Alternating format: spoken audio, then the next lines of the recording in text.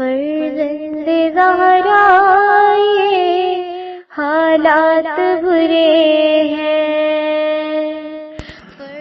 کاشانۂ بصیرت ایک ایسا مکمل یوٹیوب چینل جس پر محروم بصارت کے لیے بالخصوص اور تمام افراد کے لیے بالعموم سینکڑوں کی تعداد میں اسلامی کتب دستیاب ہیں۔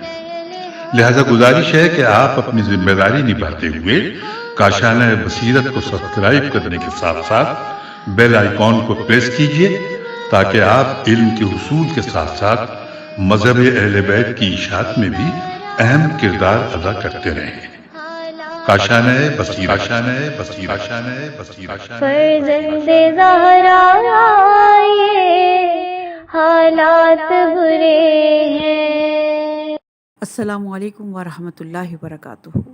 سامعین، آپ سماعت فرما رہے ہیں کہکشان نیستی، آیت اللہ سید علی قاضی طباطبائی سے متعلق ایک مستند داستان جسے تحریر کیا ہے محمد ہادی اصفہانی صاحب نے۔ آج ہم آپ کے سامنے اس کی 23ویں ریکارڈنگ پیش کر رہے ہیں، صفحہ نمبر 336 سے۔ داستان بیان کریں گے علی محمد بروجردی، 1349 قمری 1930 عیسوی۔ داستان شروع ہو رہی ہے سورہ حشر کی آیت نمبر 21 سے۔ بسم اللہ الرحمن الرحیم۔ لو انزلنا ھذا القرآن علی جبل لرأیتہ خاشعا متصدعا من خشیۃ اللہ۔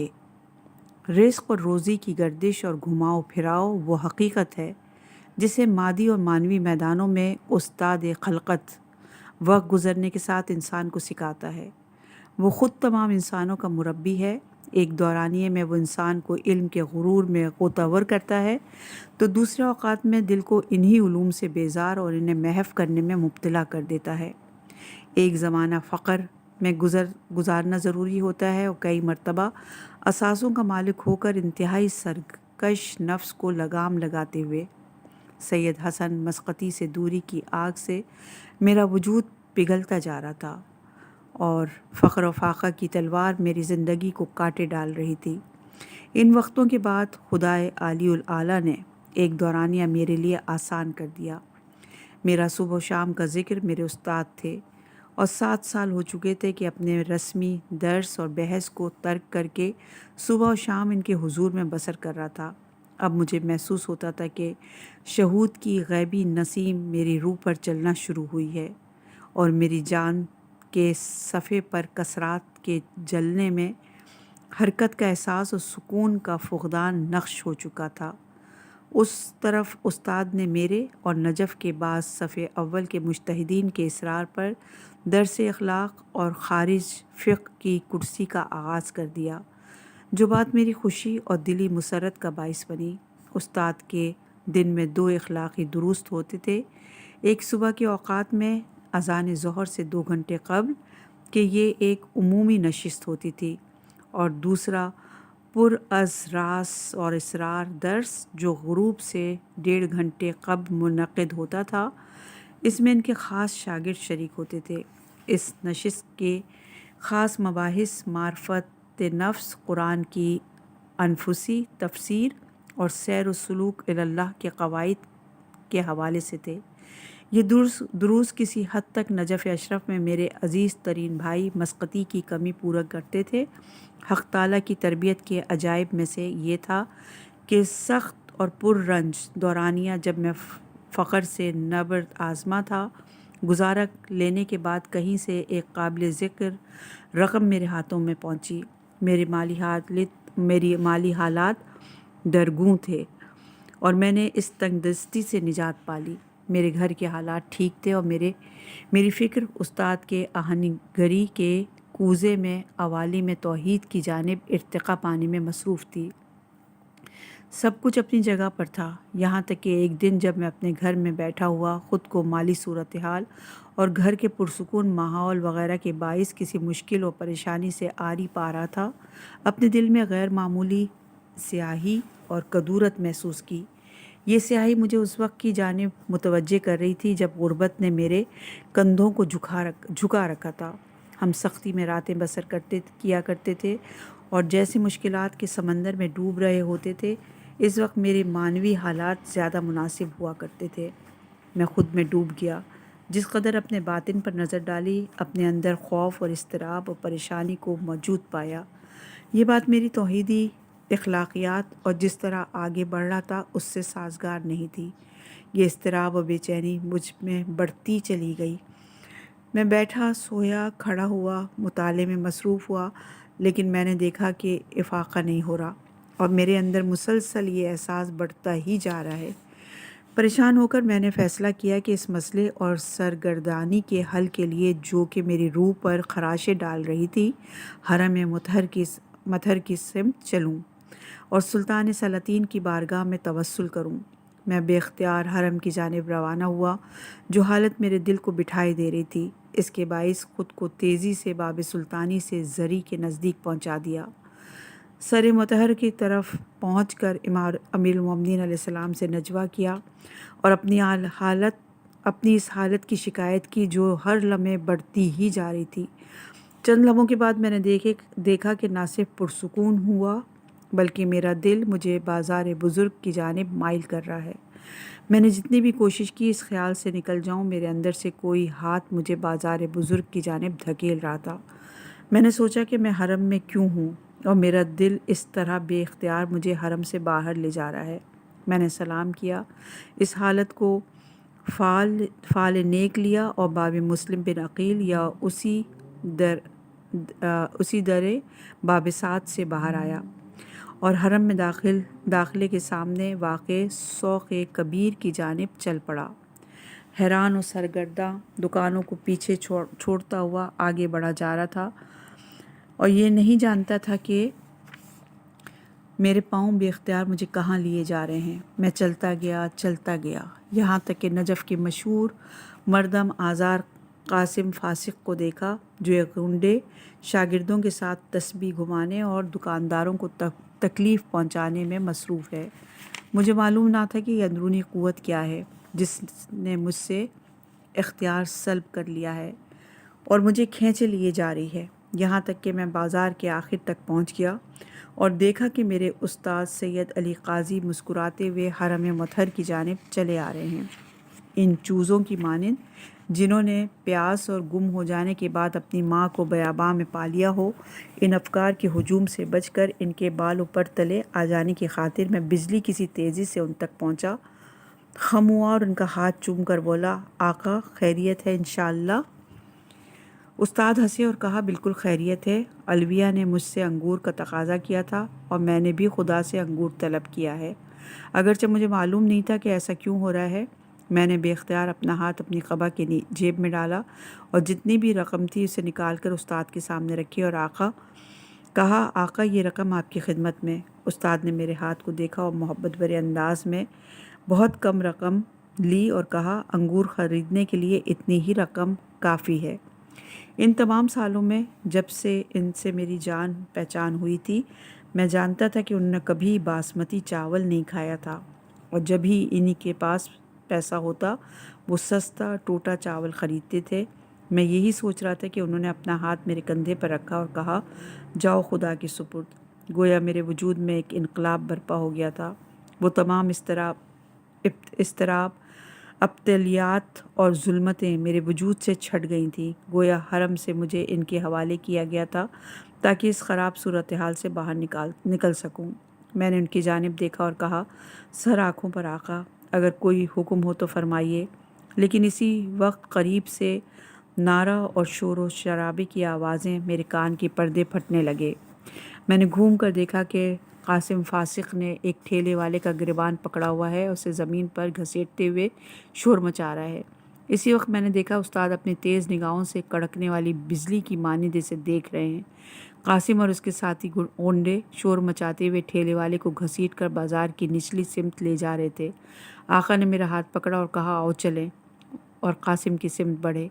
میں ڈرا ہوا استاد کے پیچھے چل پڑا۔ قاسم فاسق، جس نے سیاہ دشداشہ پہن رکھا تھا جس میں سے اس کی موٹی توند نکلی پڑ رہی تھی، چیختا چلاتا ہوا استاد کے سامنے کھڑا ہو گیا۔ استاد نے سر اٹھایا اور اس کی آنکھوں میں آنکھیں ڈال دیں۔ جیسے ہی اس کی آنکھیں ملی، غنڈے پیچھے ہٹے اور قاسم نے ٹھیلے والے کا گریبان چھوڑ کر لرزتی ہوئی آواز میں کہا، آقا سید غلطی ہو گئی۔ آقا نے مکمل خاموشی کے ساتھ اس پر گہری نظر ڈالتے ہوئے طویل لمحات کے بعد کہا، قاسم یہ کام چھوڑ دو۔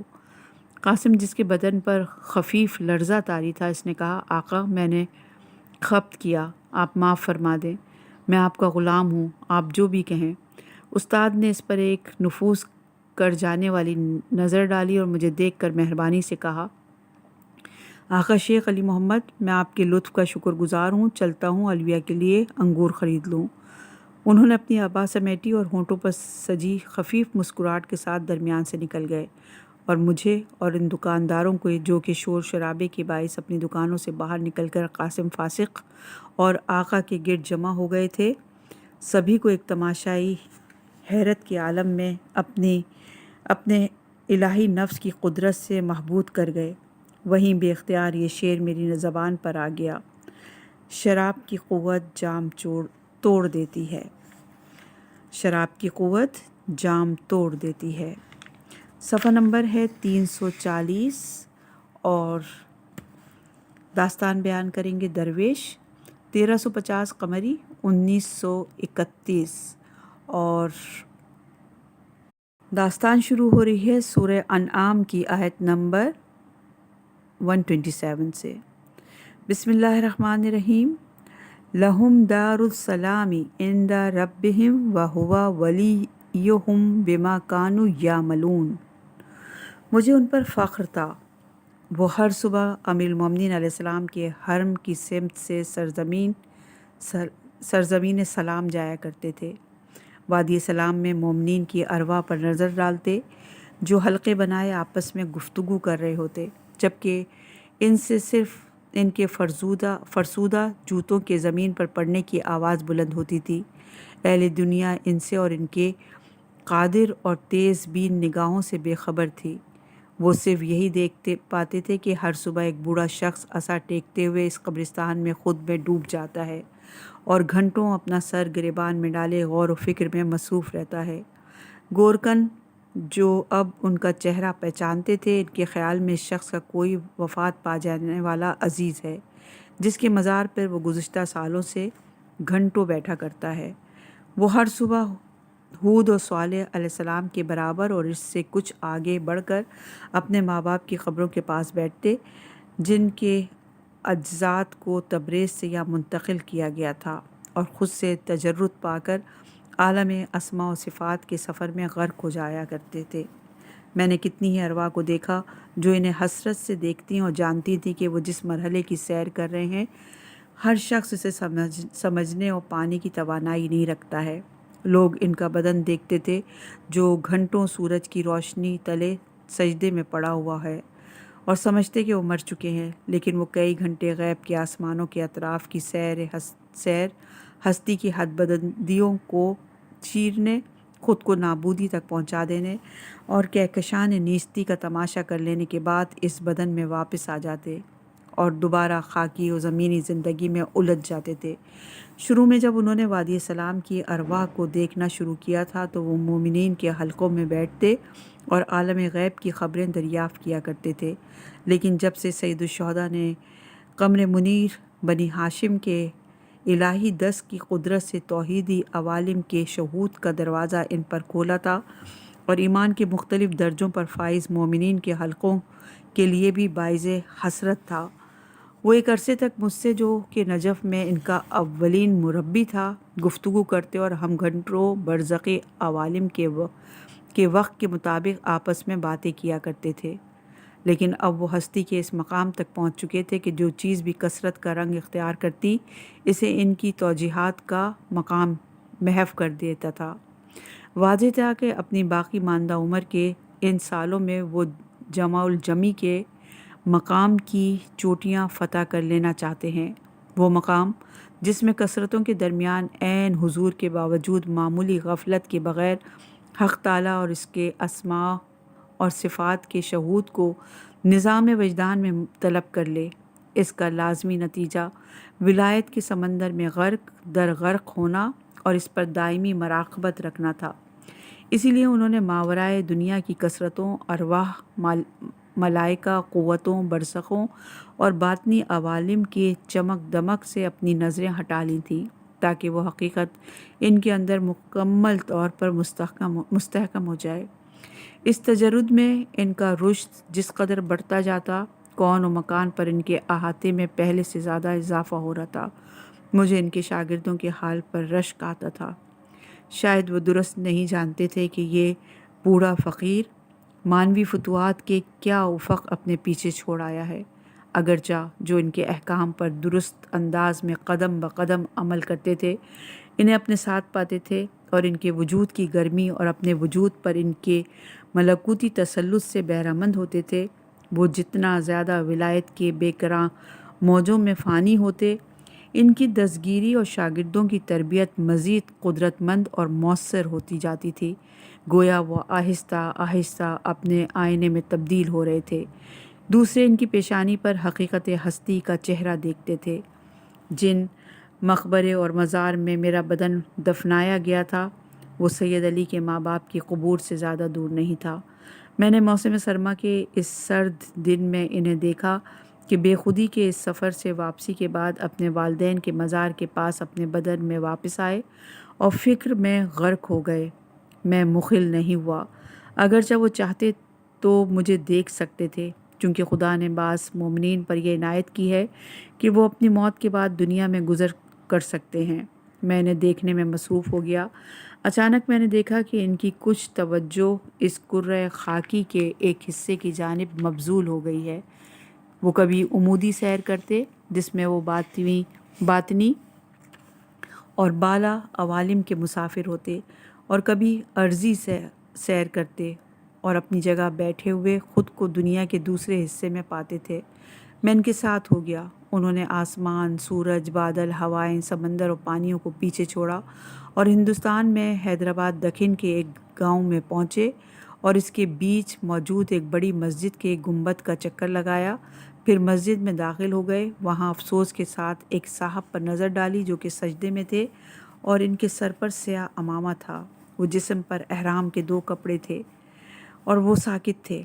انہیں کچھ دیر گھور کر دیکھا اور زیر لب کچھ کہا۔ کچھ دیر بعد انہیں معلوم ہوا کہ یہ سجدہ گزار سید، جن کے چہرے سے ظاہر تھا کہ وہ بارہا امام اثر علیہ السلام کی خدمت میں حاضر ہو چکے ہیں، اس ممکنانہ عبادانہ ترین شکل میں دنیا سے برزخی منزلوں کی جانب کوچ کر چکے ہیں اور جان دے دی ہے۔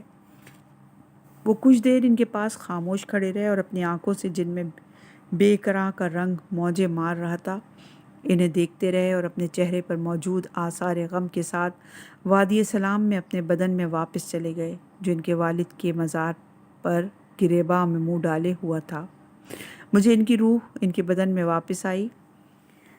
جب ان کی روح ان کے بدن میں واپس آئی، اپنا سر اٹھایا اور گہری سانس لی، پھر اپنے اطراف میں دیکھا اور اس حالت میں کہ ان کی آنکھوں میں موجود آنسوؤں کی نمی سورج کی روشنی کا پرشکوہ انعکاس خلق کر رہی تھی، اپنی جگہ سے اٹھے اور غم و اندوہ کے ساتھ وادی سلام کے داخلی دروازے کی سمت اور وہاں سے ہندی مدرسے میں اپنے حجرے کی طرف چل پڑے۔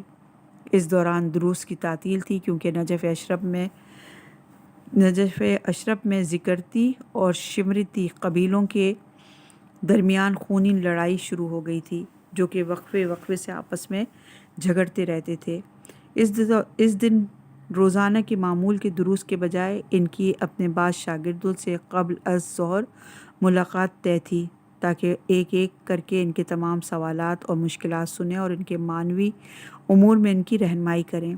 وہ اپنے حجرے میں جہاں سردی اور ہوا کی سوزش داخل ہو چکی تھی بیٹھ گئے اور اپنا سر جھکا لیا اور یہ بالکل بھی محسوس نہیں ہونے دیا کہ میں ان کے پاس موجود ہوں۔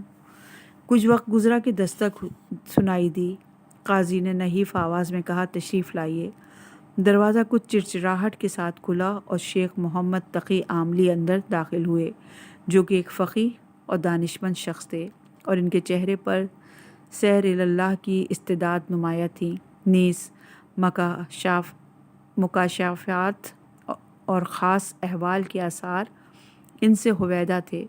اگرچہ وہ خود نجف اشرف میں فقہ اور اصول کے درجہ اول کے مدرس تھے تاہم سید علی قاضی کے فقہ کے درس میں آتے تھے اور ان سے ان کے اعلیٰ علمی مقام کا پتہ چلتا تھا۔ سید علی ان کے احترام میں کھڑے ہو گئے، سلام کیا اور انہیں خوش آمدید کہا اور اپنا سر جھکا کر جیسے شیخ محمد تقی کے وجود کے صفات کا مطالعہ کر رہے ہوں خود میں ڈوب گئے۔ شیخ محمد تقی نے بھی لب سی لیے تھے اور وہ دو زانو بیٹھے ہوئے تھے۔ چند لمحات کے بعد قاضی نے کہا، الحمدللہ آپ احکام پر پابندی سے عمل کر رہے ہیں، لیکن اس راہ کا اصل اور اصول مراقبہ ہے۔ ان مراتب میں مراقبہ جو میں نے آپ کی خدمت میں عرض کیا ہے، جو مراقبہ مد نظر ہے، اگر وہ نہ کیا جائے تو نفس میں غور و فکر اور معرفت النفس میں توجہ سے آپ کو سوائے خیالی سیر کے اور کچھ نہیں ملے گا۔ شیخ محمد تقی اپنا سر ہلا رہے تھے۔ انہوں نے ایک خاص احترام سے کہا، جی آقا، بس آپ کا حکم ہے کہ پہلے کی مانند یونسی سجدہ مراقبے میں شدت اور پہلے سے بڑھ کر نفس اور اس کے احوال پر توجہ جاری رکھوں۔ ہاں انشاءاللہ، اور اگر ضروری استعداد پیدا ہو جائے تو اذکار اور ذکر کے چلوں کے بارے میں الگ سے عرض کروں گا۔ شیخ محمد تقی نے ادب اور اطمینان سے کہا، آقا آپ نے روزانہ قرآن کی قرأت کے بارے میں جو حکم دیا تھا، کیا میں ان کے بارے میں سوال پوچھ سکتا ہوں؟ قاضی جو کہ سوچ میں ڈوبے ہوئے تھے بولے، فرمائیے۔ شیخ محمد تقی نے پہلو بدلا اور کہا، آقا آپ نے سنا ہے اور بزرگ اہل معرفت کی کتاب میں پڑھا ہے کہ بعض لوگ جب قرآن کی تلاوت کرتے ہیں تو ان کے سامنے آفاق کو چیر دیا جاتا ہے اور وہ غیب کے اسرار کشف کرتے ہیں، لیکن ہم جب قرآن پڑھتے ہیں تو اس کی تلاوت سے ہمیں ایسا کوئی آثار نصیب نہیں ہوتے۔ جب قاضی نے شیخ محمد تقی کی بات سنی تو کچھ دیر تک ان کے چہرے کو غور سے دیکھتے رہے، پھر کہا، ہاں شیخ محمد تقی، ہاں وہ قرآن کی تلاوت خاص انداز میں کرتے ہیں، قبلہ رو کھڑے ہوتے ہیں، ان کا سر ڈھکا ہوا نہیں ہوتا، کلام اللہ کو اپنے دونوں ہاتھوں میں تھامتے ہیں اور کچھ تلاوت کرتے ہیں، اس پر اپنے تمام وجود سے متوجہ ہوتے ہیں اور سمجھتے ہیں کہ کس کے سامنے کھڑے ہوئے ہیں، لیکن جب آپ قرآن کی تلاوت کرتے ہیں تو اپنی تھوڑی تک کرسی، ایک خاص نیچی میز جس پر چادر وغیرہ ڈال کر اس کے نیچے پیر پھیلا کر بیٹھتے ہیں کہ پیر نیچے ہوتے ہیں اور قرآن کو زمین پر رکھے اس کے صفحات کو دیکھتے ہیں۔ شیخ محمد تقی کے گال کچھ سرخ ہو گئے۔ انہوں نے اپنا سر تائید میں ہلایا اور کہا، درست ہے آقا، میں قرآن بہت پڑھتا ہوں، لیکن اسی طرح جو آپ نے فرمایا۔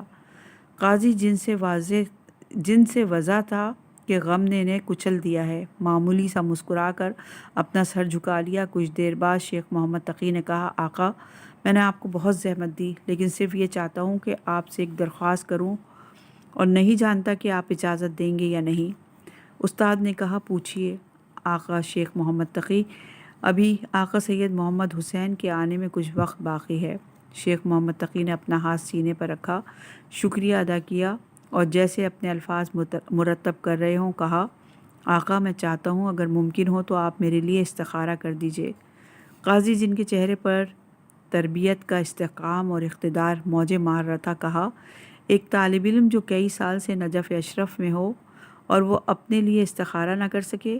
شیخ محمد تقی نے، جو کہ واضح تھا بہت شرمندہ ہو گئے ہیں، خود کو سنبھالا اور سنجیدگی سے کہا، آقا جیسا کہ میں نے بارہا آپ سے درخواست کی ہے، اگر ہو سکے تو بندے کو دستور العمل عنایت کیجیے تاکہ امام عصر روح فدا کی خدمت میں شرف یاب ہو سکوں اور ان سے استخارے کی اجازت حاصل کروں تاکہ ولی اکبر کا اذن مجھے حاصل ہو اور میں اپنی دیرینہ آرزو پالوں۔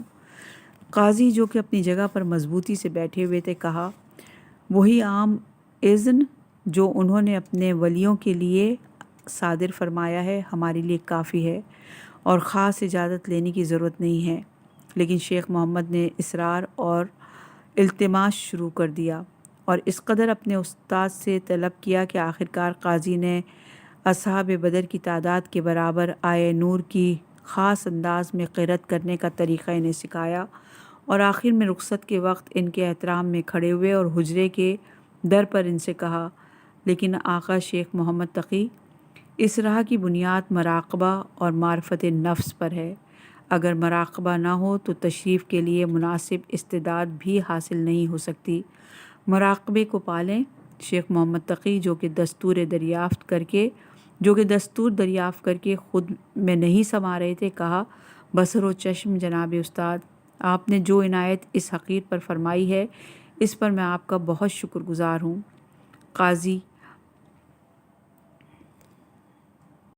قاضی مسکرائے اور انہیں خدا حافظ کہا اور دروازہ بند کر کے اپنی جگہ بیٹھ گئے، گویا ان کی فکر ہندوستان میں سجدے کناہ جست میں مشغول تھی۔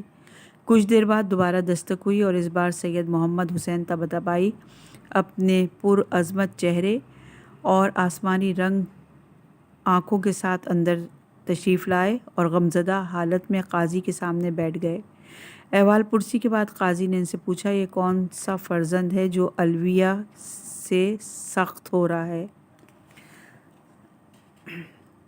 الویہ سے سخت سخت ہو رہا ہے۔ سید محمد حسین نے کہا، آقا یہ دوسرا ہے، محمد کی وفات کے بعد اور اس مرتبہ بھی چند روز پہلے۔ قاضی چند لمحے خاموش رہے، گہری سانس لی اور کہا، آقا محمد حسین، یہ سب عالم میں حساب کتاب سے ہے، یہ صبر کا راستہ ہے اور طریق توحید میں استقامت پروردگار کا اسم اعظم ہے۔ سید محمد حسین جن کی عمر 30 سال سے زیادہ نہیں تھی، اپنی آنکھوں کے ساتھ دن میں سمندر موج مار رہا تھا، کہا، جی آقا میں سمجھ رہا ہوں، کبھی خدا اپنے بندے کو 40 دن تک سختی اور مشکلات میں قرار دیتا ہے تاکہ وہ ایک بار دل کی گہرائی سے یا اللہ کہے اور خدا کو یاد کرے۔ کچھ دیر دونوں خاموش رہے، پھر استاد نے کہا، اگر آپ حقیقی طالب ہوں تو اپنی جستجو جاری رکھیں، اگر ابھی آپ پانی تک نہیں پہنچ پائے تو بہرحال ایک دن پانی آپ کے لیے زمین سے ابل پڑے گا، اور اگر آپ پانی تک پہنچ بھی جائیں اور آپ کے لیے دروازے کھول دیے جائیں تو اس کم پر اکتفا نہیں کیجیے، زیادہ جستجو کریں اور مزید طلب کریں، یہ رسم بندگی ہے، اور کوئی مکاشفہ قدرت یا کشش غیب سے آپ کو حاصل ہو تو اس پر بالکل بھی توجہ نہ کریں اور اسے خود سے دور رکھیں، کیونکہ اگر آپ اس کی جانب متوجہ ہو گئے تو وہ آپ کو اپنے حصار میں لے کر اپنا اسیر بنا لے گی۔ اسی وقت پھر دستک ہوئی اور سید محمد حسین نے استاد سے اجازت چاہی اور تاکہ وہ دروازہ کھولیں۔ استاد نے کہا، ضرور آقا سید ہاشم ہوں گے، یہ طے تھا کہ وہ کربلا سے امیر المومنین علیہ السلام کی زیارت کے لیے آئے ہیں۔ سید محمد حسین نے اٹھ کر دروازہ کھولا اور گرم جوشی کے ساتھ سید ہاشم کو گلے لگایا اور استاد کی طرف دیکھ کر کہا، آقا میں نجف میں ہوں، اگر اجازت ہو تو دوبارہ آپ کو زحمت دوں گا، ابھی آقا سید ہاشم جو کہ دور سے آئے ہیں آپ کے حضور سے استفادہ کریں۔ سید ہاشم نے سید محمد حسین سے کے شانے پر تھپکی دی اور ان کا دل کی گہرائی سے شکریہ ادا کر کے اجازت لی۔ استاد نے سید محمد حسین کو دیکھ کر کہا، اپنے امور کو مرتب رکھیے، ہم بعد میں بات کریں گے، لیکن جیسا کہ آپ کی خدمت میں عرض کیا ہے، نماز یا ذکر اور عبادت کے دوران حسن مطلق اور الہی جمال جمیل کے مقابلے میں جو کچھ دیکھیں اور سنیں وہ آپ کو مشغول نہ کرے اور کہیں آپ بہشت کے بہانے خالق بہشت سے غافل نہ ہونے پائیں۔ سید محمد حسین نے اپنا ہاتھ سینے پر رکھا اور کہا، بصر و چشم آقا، آپ نے جو وقت بندے کو دیا اس کے لیے بہت مشکور ہوں، ہمارے گھر تشریف لائیے، الویہ آپ سے مل کر خوش ہوں گی، آپ انہیں میرا سلام پہنچائیے گا، انشاءاللہ جیسا کہ بارہا زحمت دے چکا ہوں دوبارہ آؤں گا۔ آقا آپ نور ہیں ہمارے گھر کے لیے، آپ کے قدم ہماری سراخوں پر، آپ اجازت دیجیے۔ سید محمد حسین نے سید ہاشم کو خدا حافظ کہہ کر دروازہ بند کر دیا اور ہندی مدرسے کے گیٹ کی طرف بڑھ گئے، لیکن انہوں نے دیکھا کہ شیخ محمد تقی عاملی ابھی تک وہاں موجود ہیں اور مدرسے سے گئے نہیں ہیں۔ سید ہاشم نے احترام کا اظہار کیا، استاد کا ہاتھ چوما اور بیٹھ گئے۔ انہوں نے استاد کے غمگین چہرے کو دیکھتے ہوئے کہا، آقا میں آپ کے احوال میں مخل ہونا اور آپ کا وقت نہیں لینا چاہتا ہوں، لیکن میری بیوی کے مسئلے نے گویا چھری میری ہڈیوں تک میں اتار دی ہے۔ قاضی کے ہر شاگرد کی اپنی مشکلات تھیں اور وہ ہر ایک کے احوال کا خیال رکھتے تھے، اور اس حال میں کہ جگر خور عشق کا درد خود ان کے وجود کے ساتھ نبرد آزمائی کر رہا تھا، انہوں نے گہری سانس لی اور کہا، हाँ, आपने चंद मरतबा बताया है। आका, मेरी सास ने मेरे और मेरी बीवी के ख़िलाफ़ किसी किस्म की अज़ियत और आज़ार छोड़ी नहीं है, और ताज़ा मुश्किल ये है कि दूसरों के सामने भी ताने देने, बुरा भला कहने और तकलीफ़ पहुंचाने से बाज़ नहीं आती हैं, और हमारी बेइज्जती करने से बाज़ नहीं आती हैं। ऐसे में जब मेरी बेगम गुर्बत की शदीद दबाव से मुकाबला कर रही हैं, मेरी समझ में नहीं आता क्या करूं। अभी इनकी वालदा आई थी और अंबर की खुशबू वाले चावल की थैली और हैवानी रोगन हमारे कमरे के पर्दे के करीब कर रही थीं, ताकि मेरे और मेरी बेटी के अजाब का पहले से बढ़कर तमाशा कर सकें। काजी ने सर हिलाया और कहा, शनोल हल सैयद हाशिम, इसका हल क्या है? सैयद हाशिम ने कहा, आका, अब मुझ में बिल्कुल भी बर्दाश्त की क़ुव्वत नहीं है, और मैं आपसे इजाज़त लेने आया हूँ कि मेरी अपनी बीवी को तलाक़ दे दूँ। मुझे इसके सिवा कुछ भी समझ में नहीं आता। काजी ने कुछ देर बाद कहा, इन बातों और क़िस्सों से हटकर बताइए कि क्या आपको अपनी बीवी से मोहब्बत है? सैयद हाशिम, जिनकी सूरत आहनगीरी की हरारत से सुर्ख और तमतमाती हुई थी, उन्होंने अपने हाथ को देखा जो कि हथौड़ा पकड़ने और भट्टी की आग के बाइस शिकस्ता हाल थे, और कहा, जी आका, मैं हदिया को बहुत चाहता हूँ। काजी मुस्कुराया और कहा, क्या उम्मे मेहदी भी तुमसे मोहब्बत करती हैं? सैयद हाशिम, जी, वो भी मुझे बहुत चाहती हैं और नहायत साबिर और मोहब्बत करने वाली हैं। उस्ताद ने अपनी दाढ़ी पर हाथ फेरे और संजीदगी से कहा, आपके लिए तलाक़ की कोई सूरत नहीं है। जाएं और सब्र इख्तियार करें। आपकी तरबियत आपकी सास के हाथों में है। जो आप बता रहे हैं इसके मुताबिक खुदा ने मुकर्रर फरमाया है कि आपको बाअदब बनाना और आप पर दरवाज़ा खुलना इस सास के हाथ में नीज़ सख्तियों और इनसे राब्ते की मुश्किलात में होगा। जब नफ्स माशूक की चाहत के अलावा तलब करे तो इंसान के लिए वाजिब है कि इससे जंग व क़ताल के लिए आमादा हो जाए। सैयद हाशिम, जिनमें गोया उस्ताद के कलाम से एक इरादा फूंक दिया गया था, आका, आप जो भी फरमाएं, अगर हो सके तो हमारी ज़िंदगी और इस गिरह के खुल जाने के लिए मेरे हक़ में दुआ फरमाइए। सैयद हाशिम, अगर कोई किसी चीज़ को तलब करे और संजीदगी से इसके लिए कोशिश करे तो उसे पा लेता है, और जो कोई दरवाज़ा खटखटाए और ढिठाई दिखाए तो आखिरकार इसमें दाखिल हो जाएगा। अपने आप को सैयदुश्शुहदा पर भरोसे और इनकी इनायात के हवाले कर दें, खुदा काम को दुरुस्त फरमा देगा। सैयद हाशिम ने दोबारा अपने उस्ताद का हाथ चूमा और कहा, आका, मैं आपको ज़हमत नहीं दूंगा। मैंने हुक्म दरियाफ़्त कर लिया है और अब मौलाए मुहाइदीन की ज़ियारत के लिए जाऊंगा। काजी इनके एहतराम में भी उठे और इन्हें रुख़सत किया। सैयद हाशिम जब हुजरे से बाहर आए तो मैंने देखा बाज़ तलबा, जिनमें से ज़्यादातर काजी के शागिर्द थे, सहन में जमा हो गए हैं। सैयद मोहम्मद हुसैन, सैयद मोहम्मद हसन, शेख अली अकबर मरंदी, शेख मोहम्मद तकी आमली, मिर्ज़ा इब्राहीम अरब, सैयद अली नूरी और दूसरे अफराद, जैसे कोई वाक़या हुआ हो। सैयद हाशिम जब इनमें शामिल हुए तो मैंने देखा कि इनके चेहरों पर आंसू हल्का बनाए हुए हैं। अली मोहम्मद बुजुर्दी हौज़ के किनारे चबूतरे पर बैठे हुए शिद्दत से गिरिया कर रहे थे। सैयद हाशिम इनसे गुफ्तगू करने लगे। लगता था कि वो उस्ताद को कोई ख़बर देना चाहते हैं, लेकिन किसी में इसकी हिम्मत नहीं थी। आखिरकार शेख मोहम्मद तकी आमली और सैयद मोहम्मद हुसैन ने एक ख़त सैयद हाशिम को दिया, वो जो इनके दरमियान मौजूद उस्ताद के कदीमी तरीन शागिर्द थे। इस वाक़े की इत्तला उस्ताद तक पहुँचा दें। सैयद हाशिम सीढ़ियों से ऊपर आए और हुजरे का दरवाज़ा खटखटाया। उस्ताद ने कहा, अंदर आ जाइए आका सैयद हाशिम। सैयद हाशिम अंदर गए और कहा, आका, एक बात आपकी खिदमत में पहुँचानी है।